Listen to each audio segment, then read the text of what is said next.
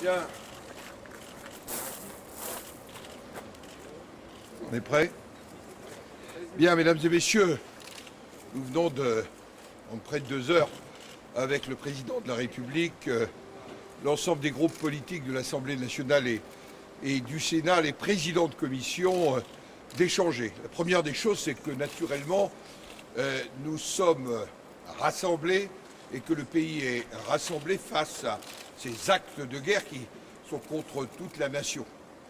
Le temps du deuil, le temps aussi du respect et de la gratitude pour les forces de sécurité, pour ceux qui sont portés au secours des blessés. Mais demain, temps important pour le Parlement, nous avons la réunion du Congrès.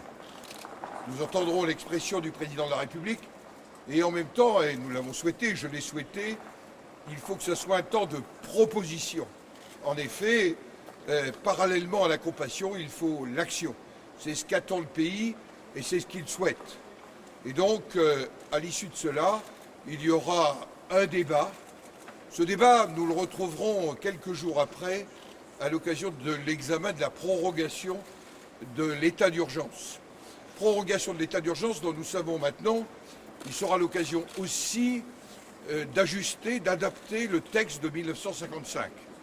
Je crois que c'est souhaité de part et d'autre et que cette adaptation de la loi de 1955 sur l'état d'urgence sera un travail qui sera conduit par nos deux commissions dans un temps qui sera nécessairement restreint parce que, vous le savez, après 12 jours, l'état d'urgence doit être validé par le Parlement pour un délai qui restera, j'allais dire, à fixer.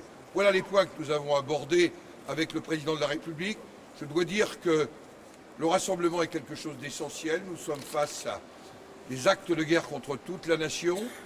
Et en même temps, dans les propositions, il nous semble important qu'il y ait des propositions au niveau européen et international, et notamment quelle coalition, quelle conjonction entre les coalitions pour abattre l'État islamique. Et puis, les questions intérieures sont essentielles. Voilà ce que je pouvais vous déclarer.